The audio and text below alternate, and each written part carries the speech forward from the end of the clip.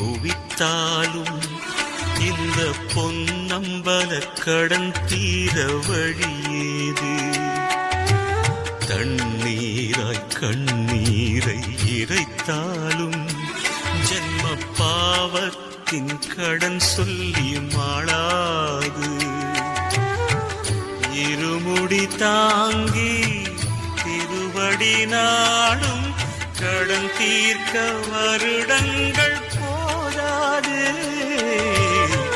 வரும் ஜென்மமெல்லாம் வனம் தாண்டி வந்து பணிந்தாலும் கடன் பாரம்